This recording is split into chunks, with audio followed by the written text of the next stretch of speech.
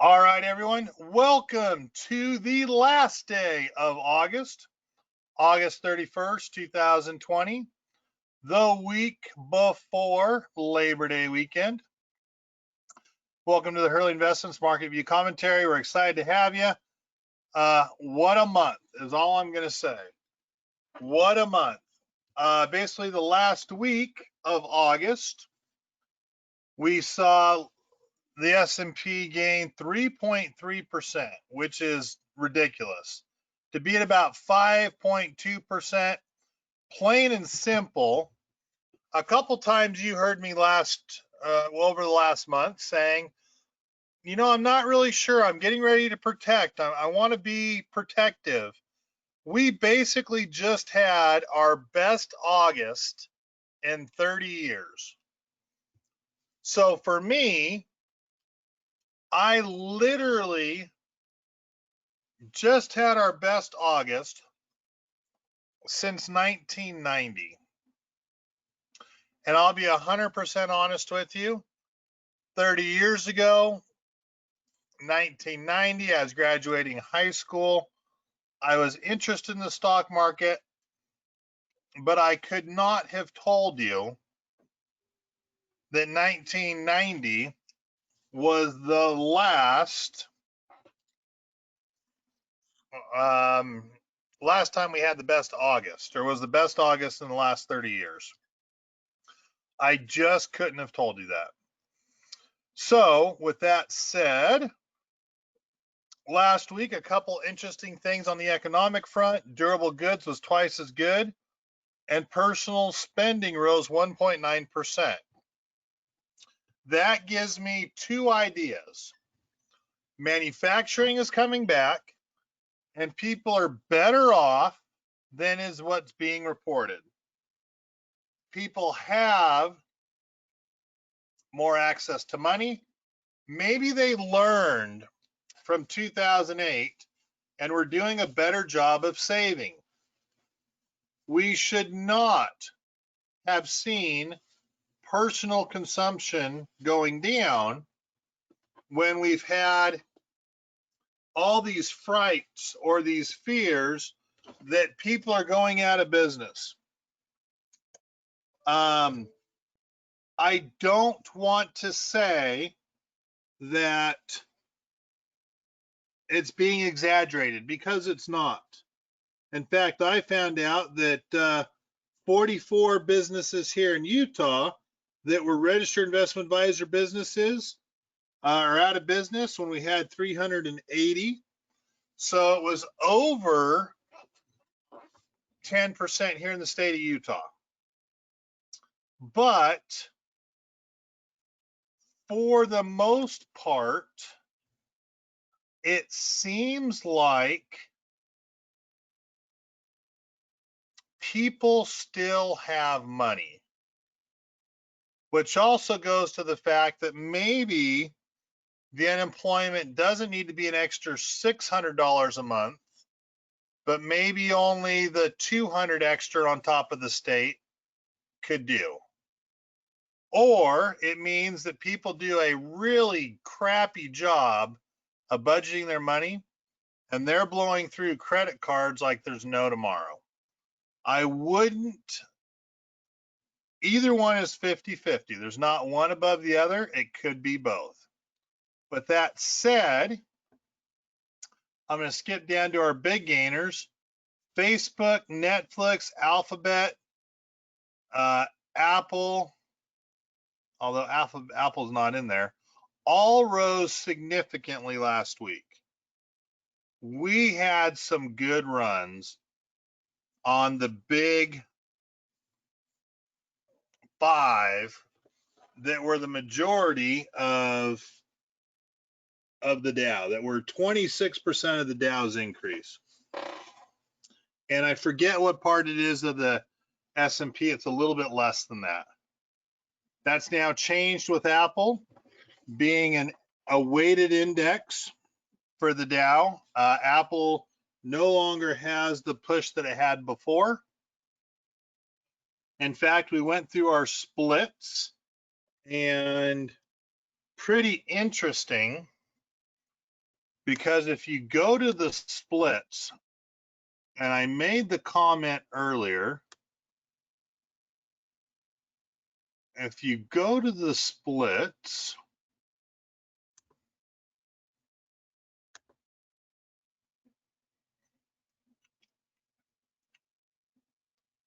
I think we're looking at our,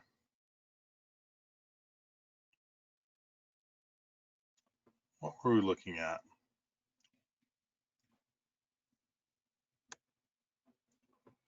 Give me a quick second. Let me find this one more time.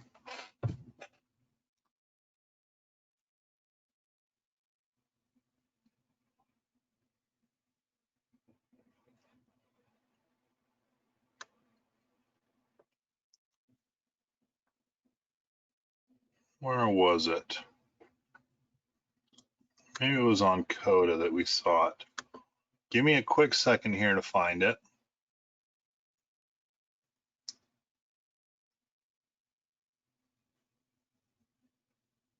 The 140. Unbelievable. That's a covered call. Where's the long calls?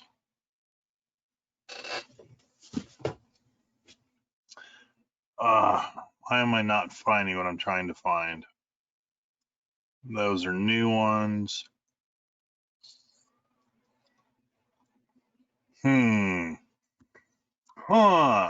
Well, what I was trying to find is we saw some long calls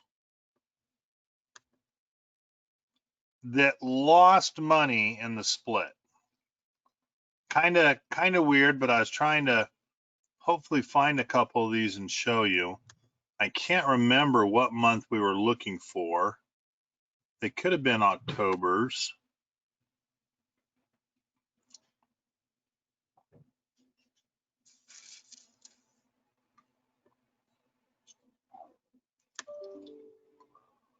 October's, there we go. Kind of interesting. Remember when I told you, hey, some of them just don't work in your favor, right? Some of the calls as they split, you just look at me and like, really? I got hosed. And I found it interesting that if you take a peek,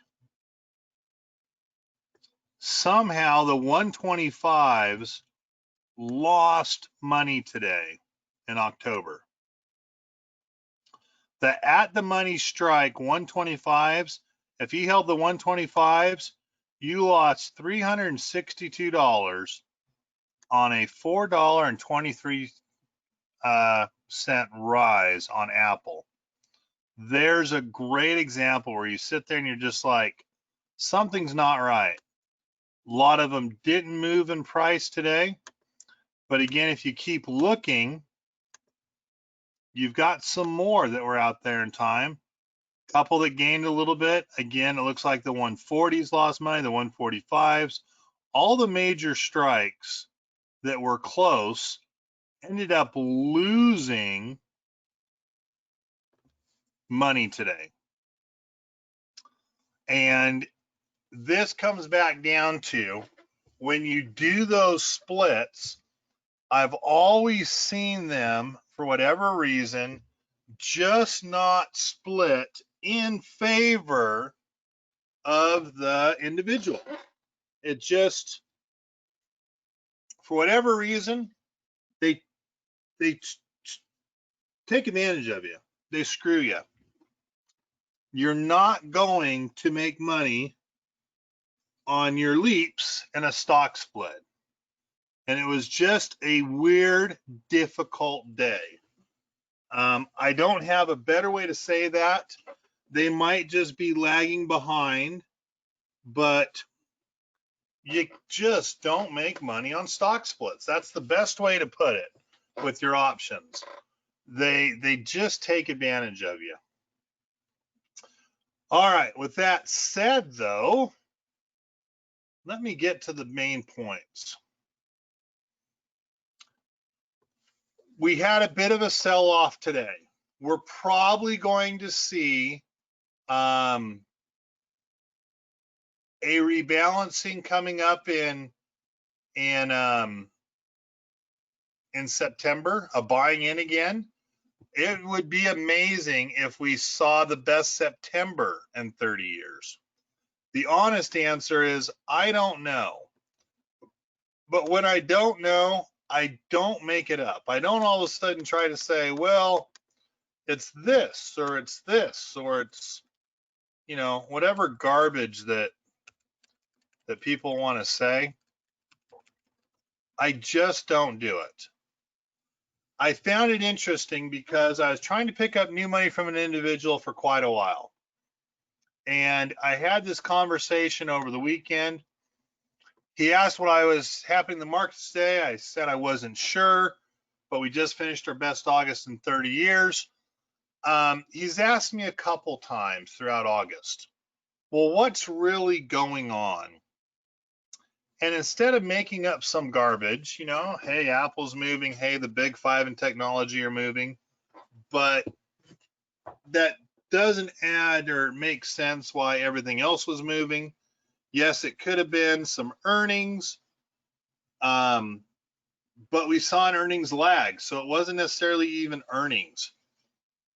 So when I don't know, I don't make anything up. I send him to my Hurley Investments so I can listen to some of my recordings.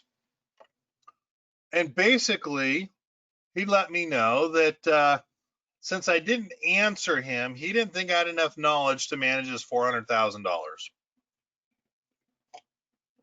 The question I asked to him was, well, do you think I have enough integrity?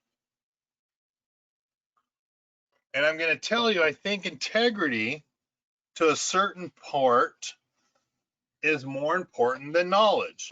Because in real life, nobody knows what the market's going to do. There is no consistency in being able to outguess the market. In all honesty, you take it for as long as you can. When the trend changes, you then have to adjust, and that's how the real market works. There's no in between. There's no what ifs. There's no secret algorithm. All of that is BS and garbage. And he let me know, well, I've got, you know, some other one. And I said, great. Go ahead and give this guy Lance a call. He was looking for a new guy to go with as well. I'm going to wish you guys the best of luck.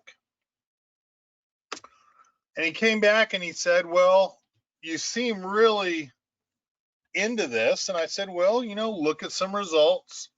Market's up 5%, net, you know, we're up more than that.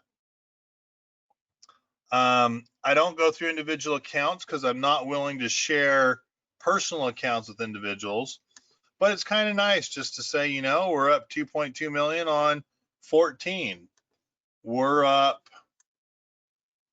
844 on 4.5. We're up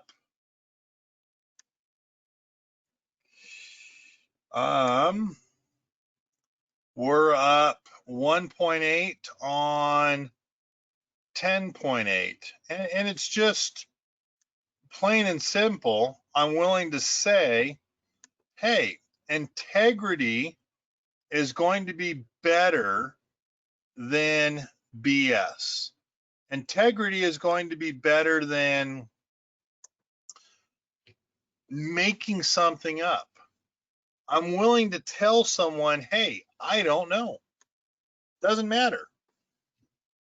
I don't know. I'm going to react to it accordingly. We're going to be in good shape. And it was funny to see his answer because he made him think about it. And it was interesting because I always thought that integrity is going to outweigh trying to be perfect. Over the weekend, I got to have a church event with Jim Federer. What's his name? Jim Fredette. NBA player that's playing over in China. As I listened to him and I heard him encourage the youth, he mentioned something that I try to do in a daily life. And he said, you know, when life gets you down, when you have a rough day, when life gets tough, or it was a church event, depression or evil gets the best of you, what will you do to find a way to push forward? And he asked this youth group, and he thought it was pretty interesting. He said, 99% of the people are going to go take the day off. And he kind of chuckled because he said, that's that same percentage almost of people that when they start a new business, it goes under in 2 years. When things get tough, if depression or evil gets the best of you and you choose to take the day off, you've just given in to not progressing forward. For me, that would mean I'm not up at 5:45. I'm not reading or listening to the market on what's happening. It means I'm not going to spend my hour after the market opens. I usually try to spend a couple hours reading through and sifting through every bit of information I can. If someone was to fact check me, I'd probably get burned because I've got so many different numbers that I'm trying to juggle in my head and understand. It would mean I would miss the East Coast sell-off. I'd miss a call with Kiev. I'd miss the last hour. One day taking it off could be, to a certain degree, catastrophic in keeping on top of things. So the question is, what do you do to find that ability to push forward? And the neat thing is, for me, it's you guys. I don't want to feel like I've ever let you down. The first step in running my business as I give my focus to that business is I make as much money as I can, as safely as I can. There have been some of you who've asked me some pretty poignant questions. What about Boeing? How come I'm not up like the rest of the group? Blah, blah, blah, blah, blah, blah, blah. You're allowed to do that. And my answer is usually going to come back to the same thing. I'm trying to make as much money as I can, as safely as I can. For a couple people that joined in January and February, we didn't put money right to work right away. And things looked like they were going to really go up nicely. And then we nibbled, and I had no idea we'd go down 35% this year. But we nibbled, and we nibbled a little bit more. And in all honesty, even when the markets were heading back up, we still weren't fully invested. I was doing the best I could to make as much money as I can, as safely as I can. Net, it speaks for itself. Market's up 5%, 5.2. Take out the 2.2 from the 4.2, 12 million is up 22. We're almost 20 net for the business. I think Kiev probably is still beating me. If he's here, no one make a comment, but don't let him know he's not supposed to be beating me, but I think he is. Boy, we're awfully close. 4.4-ish, 4.45. Yeah, the bugger probably has him by a bit. But pretty neat because we do the best we can to make as much as we can, as safely as we can, which means we're wrong all the time.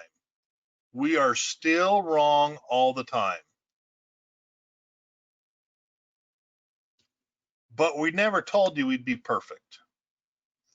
And the second part about my business is, for the state of Utah, I've got to be like in the top 5 out of whoever's left for the returns. So it proves, once again, to make as much money as you can, as safely as you can, collar trading, is the only way to go, as frustrating as it might be, being patient and waiting for things to come back. But the neat thing is, every 4 years, most businesses churn through their clientele. The average is 25% of the business churns out of the typical mutual fund because they're promised something better. They're promised something different. Most people that I pick up have been with their advisor a year or two, and they're looking for something different. The neat thing is, I think as I started this, I still had the education side of the business in mind. I've made some great friends being a coach, being an instructor for other educations. And so I wanted to create a business where literally I thought, if they could touch or talk to me once a month, we'd be in good shape. And then I've got Jeffrey T. Smith and Jeffrey Dunyan and Keeve that are like, hey, you know what? Even Michael Verdon was this way. People probably want to touch you more. They want to do a touch, a talk, ask a question more than just once a week, which now moved us to trade findings and adjustments with the market commentary. We're 3 times a week. We're talking live. Now, 2 are doing it after market hours, because during market hours, in all honesty, it's very, very tough, if not hard as all get out, to truly make an educated decision with that much pressure and stress and emotion as you're watching minute by minute movements on the stock. But it was interesting because out of my 6 original starting people that go all the way back to like 2006 or 2008, I still have 5 of my 6. I went through and I looked at them. I think at one time I said 4 of the 6 are still with me. Actually, 5 of the 6 are still with me. 1 died. I still have a Phil Sorensen, a Stuart Cassell, a Bill Brandner, a Michael Schultz, and I'm missing one. Probably Bill Hensley is the other one. I miss Roland Chataway. Guy used to bug the crap out of me, but it was fun to talk to him a couple times a week. Day trading, couldn't understand why I'd never make money on day trading. He'd always tell me how much money he's making, but then I look at his account and say, yeah, but your account's down. Amazing to have this group of people here, and they're still here. It's amazing to go through a 4.5 year period of time and then choose to move someone out versus losing someone. And some people have called it being a life coach, but I think it's just being able to call your friends your clientele. I'll be honest with you, I think I had 4 of you give me a call when my son kind of shocked me a month ago. Pretty amazing that some of you, I think 4 of you called, and then 3 of you sent emails where 7 of you took an extra step to make sure I was okay. I was shocked. I was frustrated. But you guys took the extra step for me. And I think those are the type of people that make doing what I get to do a pleasure. And it's exciting because I think there are a couple of you, one that might be here with us tonight, that are saying, down the road, if I retire out of my profession, could I do this? And of course, the answer is yes. It's going to suck. I'm going to lose their accounts, have to turn back over to them. But it'll be neat to see a couple of you down the road during retirement years, hopefully get to do the same thing that I'm doing. To go to your friends and say, there's a better way, there's a safer way. You don't promise a return. You don't brag about a single trade. You need to be willing to show your account and what you're doing throughout the year, not just, hey, my account's up so-and-so. It's not about the numbers. It's about the people and what the numbers mean to the person. And it's fun to be able to work with friends. That's the difference in a business that doesn't churn people out 25% every year. Every 4 years, technically, they could have all their clientele be people they didn't have 4 or 5 years ago. And I've never dealt with that. It's been neat to avoid that and to have people that, again, that have been my original people. Pretty neat, pretty fun to have. So where am I going with all this? Well, I'm going with all this, getting right back down to Apple. Yes, I've told you. I've told you it should, quote unquote, right? Fall. But it's not, and it really should have today. And I sat here today and Keith was asking me questions, and I'm like, dang it, Keith. Apple should be dropping like a rock. And we're talking. I'm like, all right, I'm going to leave because I got to go, and I'm getting a little frustrated because I can't figure this out.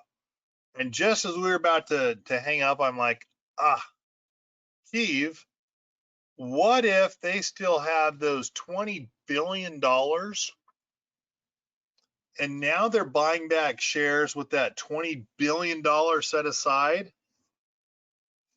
at only $125? There's not enough retail traders out there that can move Apple tens of millions of shares. We don't exist. For our 30, 40, whatever we have, 20 some odd million of assets under management, we don't have enough to move Apple to over 20 million shares traded. Or excuse me, 200 million, 225 million. Retail traders can't do that. If anything, Apple should be selling off. But you know who can do that? Apple. Buffett couldn't even do that many shares. But Apple, with its billions sitting on the sideline, could buy their shares. Just an idea. But the reason why Apple's not falling is because they have over 20 or somewhere between 20 and 50 billion set aside to pick up shares. And obviously, at 225.1 million shares, someone dumped huge amounts of money into Apple. Mark my words, retail traders can't do it. Buffett himself couldn't do it. There are not enough hedge funds that can do it. Everyone's already in Apple. Watch and find out that Apple's bought back $20 billion or more of their stock through this quarter. So what did we do? Well, we got some people into shares to get replace their shares. We got a lot of you guys back into the elite contracts, some that we took away a while ago. Kind of neat to be started off in some of these positions and to be profitable already.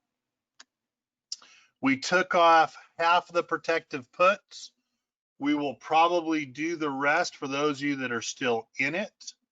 We'll probably take the other half of those off possibly tomorrow. And plain and simple, we're going to have half of them get called away with some short calls at 131 for a $7.45 credit. We might decide to move those up higher to a 135 or a 140, but we're not going to be overbalanced in Apple. We put in my group like 84 September 2022 LEAP contracts. My cost basis was 27.17, now worth 29.25. Keeve did the same thing, but we repositioned ourselves. When Keeve and I had our conversation today, we sat there and talked Apple, and we said, you know what? It looks like Apple's buying more shares. They're propping up their stock price. They might not let that pullback that typically happens happen. So we entered positions looking longer term. 2 years from 3 weeks from now. So 2 years and 3 weeks into the future, I think Apple's going to trade higher than 135. I think they could be back up to 250. Could you imagine having 135 contracts that are profitable $115 with a $27 investment? We repositioned ourselves back into Apple. And it's pretty neat to think you might have something figured out here. A lot of you we repositioned back in as well. 84 contracts today. So yes, as of right now, I've been relatively wrong. When we sold out on Apple between $498 and 40 some odd cents, maybe 60 some odd cents, up to 502 is where we could have sold out. Some we sold out at 500. You know, we missed $4 a movement up, but we're back in, we're back making money again, and it's been fun to maybe figure out something that typically doesn't happen. Where will our markets end this week? I'm going to follow the trend. I'm going to say higher, but I'm doing so worried because the Dow is coming off of overbought. Had some changes. They picked up some three new companies. It's coming off of overbought. The S&P is way overbought. I can't remember a time when it was so overbought for a week or more. Yet it looks like we're still going to get some more money in. NASDAQ kind of stays bought over the time, just not for long. It's there. It's there. It's there. It's there. So if you were to ask me, and I'm going to move down to here, if you were to ask me how am I looking to trade, I'm still letting things run, but I am looking to add protection to get us through October and through the election. More importantly, I'm also looking to take profits from those LEAP call positions and be more cash heavy for an opportunity to buy in lower.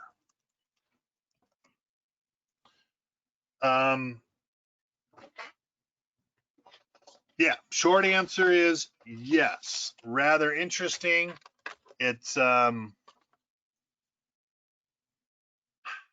as much as I hate to admit it, it'll be pretty interesting to see if maybe we don't go through a really big September, October. I can't believe that we would. I guess that we would not, excuse me. I can't believe that we would not have a big drop. But if any of you have seen Zoom here, Zoom is up 22%. Things are irrational, absolutely irrational. Normally we get pissed off when they're irrational because it's to our detriment, right?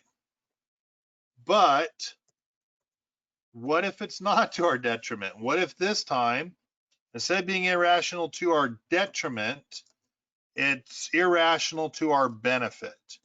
It would be interesting. I don't know what's going to happen because, once again, I'm just a little bit confused. Historical patterns happen historically with a pretty prominent reason, and I can't figure out that reason right now. We don't have it. It's ridiculous. It's absolutely ridiculous that we're not traveling lower, that we're not doing our seasonal drop, that who knows what's going to happen. I shouldn't pretend to guess, but again, you do want to typically go through those what would you call them? Those probabilities that are the higher probabilities, and they just haven't come. They're not there. So we had Zoom today, tomorrow H&R Block, Guess Macy's, PVH, Sportsman's Warehouse on Wednesday, Campbell Soup, Genesco, DocuSign, Broadcom is AVGO. For economic reports, we had nothing today. Tomorrow we have the ISM manufacturing. It's horrible spelling.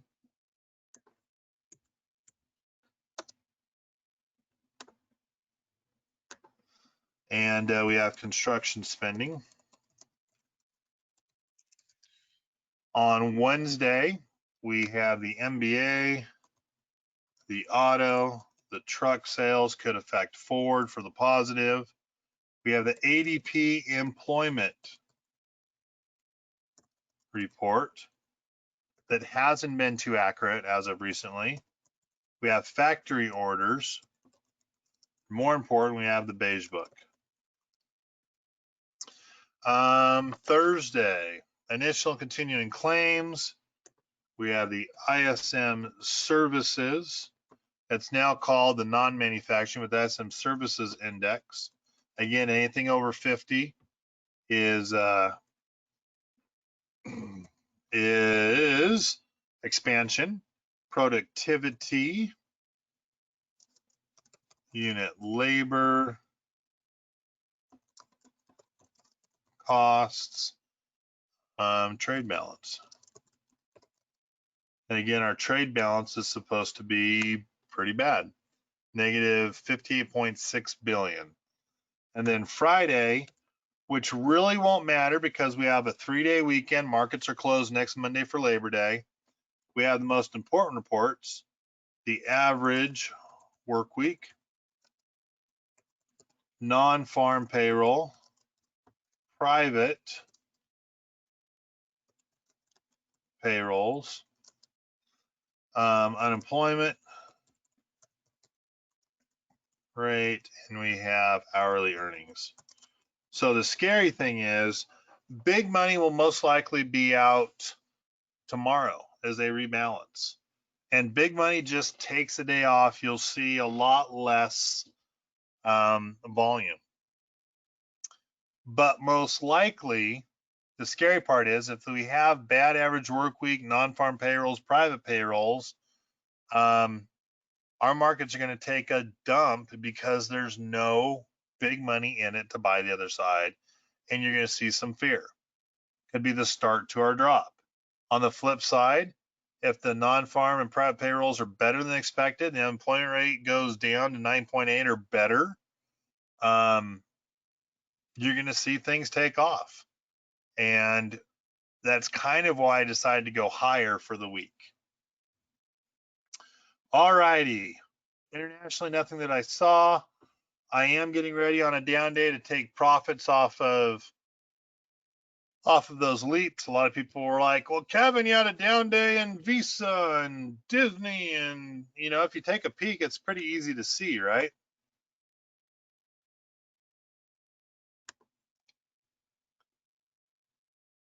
Apple Cha-ching. But Kevin, you had a down day in Disney and Baidu and Visa and Under Armour and Boeing, JP Morgan, Bank of America. You didn't take squat off. Nope, I don't take squat off ever. I don't know what squat is, but I do take on and off positions in the stock market. If that's what you call squat, pretty cool. I'm going to learn to talk more about squat. Yeah. But plain and simple, yes, I did not take squat off because I would expect a bit of a rebalancing to happen today. Disney, Baidu, Visa, Under Armour, Bank of America, Boeing, JP Morgan, they all had some runs throughout the month.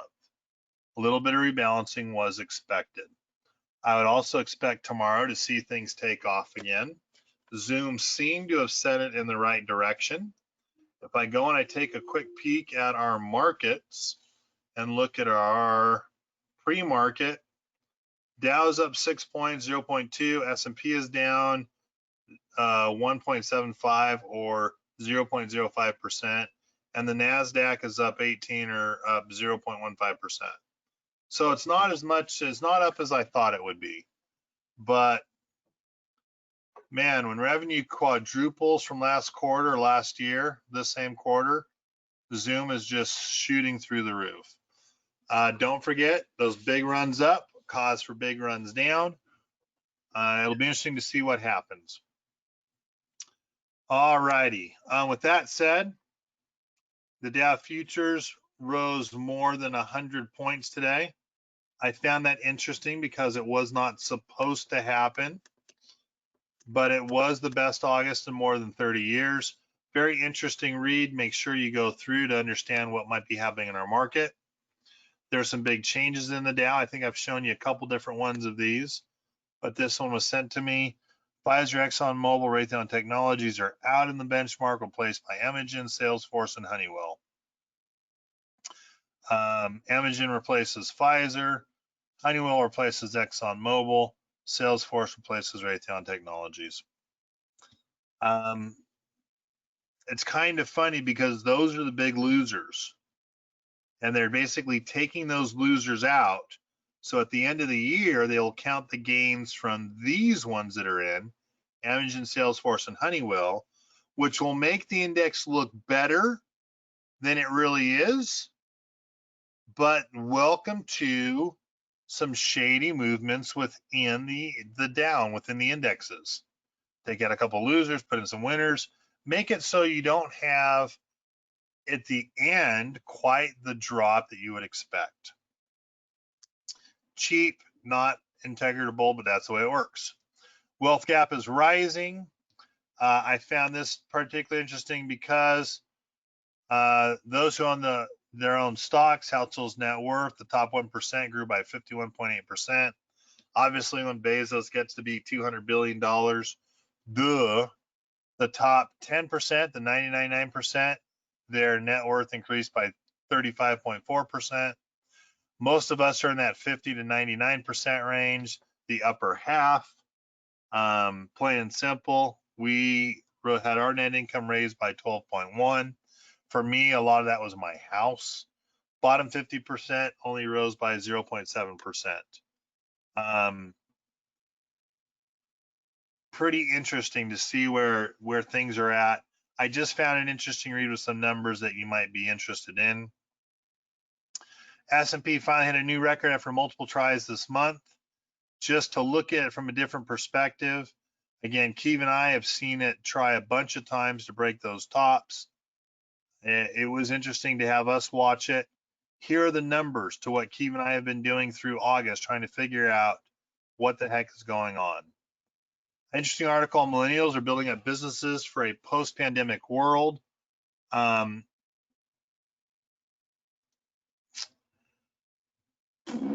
would I say this? I wasn't too impressed, but my kids were.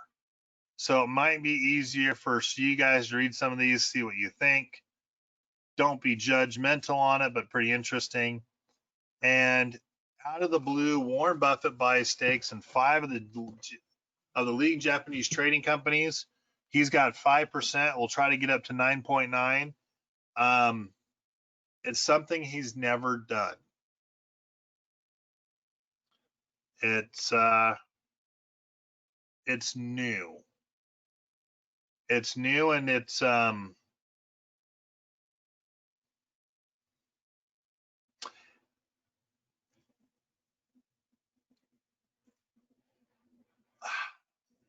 looking for the right word here. He's always been on a U.S. based with international outreach. This is now, let me take that back. He's always been nationally based companies with an international outreach. He's now doing an international company with a U.S. outreach. So this is pretty new. This is something that I found interesting because there's some serious cash put in here, and it's just new. It's something that I would never have expected from him. I guess it goes to show you can teach an old dog new tricks. And here he's going away on it. So pretty interesting. With that said, I took a little bit longer than I expected today. Questions. What questions do you have for me? Ida, you sent me an email that I think we talked about Apple, but if I did not answer your question on Apple, Ida, would you send that back to me? And Dave, of course, I didn't miss your question, but yes, let me go ahead and answer that one. Where do I think the market's going in the future? I would expect you have your seasonal sell-off for September and October. One down day that I can't find a reason for the down day other than the seasonal movement. We're going to get cash heavy. We're going to cash in those leaps. We're going to be ready for the seasonal drop. Again, I don't think it's going to come this week. I just don't see it. I thought I would see it all through August like we normally do. We didn't see it. So instead of hitting my head against a tree and trying to force a trend that's not there, we're going to let it run. We're going to do the hardest thing there is to do and let things run. Key was a little ticked off at me today. He's like, I'm down a little bit, you're up. Usually, he teases me, hey, you got to be up 2.5 times what I am. You're not. I'm kicking your butt. With that said, because I had so much Apple in accounts, good day for me. Good day for me. And again, it's just nothing more than saying, hey, Apple's up a couple dollars. Let's take off half of our protection this morning. We'll probably take off the last part of those long puts. We might even look to roll those short calls once because let's face it, I didn't expect Apple to be buying this many of their shares. So let's move that up to 140 or 135. It'll be okay for some of us to lose half our share count. Going to book a great profit. We're still going to have thousands of shares. We'll replace that with some leaps in those accounts. If we get called out, we're going to go more leaps in those accounts to try to leverage your money. And we will expect a dip sometime that will, dollar cost average them. We'll let those run somewhere. So good question. Hopefully I've answered your question there. Ida, you sent me a question on Apple. I think I've answered it, but if I haven't, please type in and let me know. And Mary, if you don't have Apple, would now be a good time to get into some leaps? And the short answer is yes. And you don't have to get into the ones we talked about last week. You don't have to get into the ones we got in today. Make it a little cheaper. Go out to a 140 instead of a 135. Maybe go out to a 150. I would suspect that Apple will move another $20 in the next couple years. So if you can't afford a $27 per, contract or per share type of contract. Make it cheaper. Go out to a 150. I don't know how much cheaper that is, but let's take a look. So the short answer is yes. If you still want to get into Apple and you haven't, or you think that you might have missed it, probably haven't. You just have to adjust your numbers. We were choosing a September 22nd, but a June could work too. We do a September 22nd.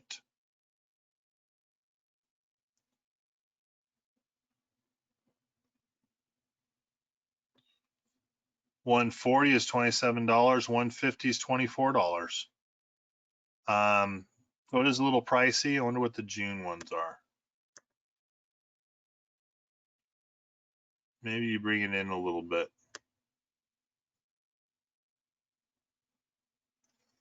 There you go. A June 150 is 22, a June 160 is 19. So if you don't have the $27, that's a little pricey for you.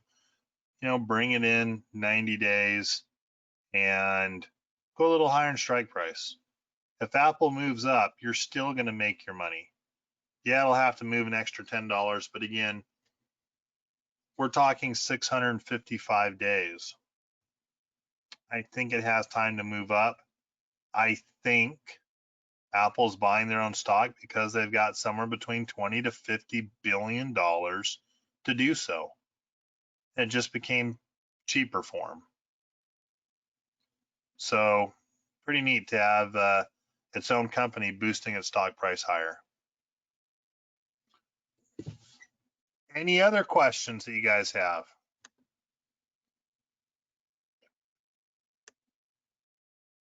Are you guys still there? Kiev, he does not play in Phoenix. He's played in China, and he's hoping for a contract to get signed in the next couple weeks so he can get back over there. Kind of weird. Jimmer Fredette is the Michael Jordan of basketball over in China right now. Jim, I am still going to call. Give me 5 minutes when we shut this down, and I will call you immediately.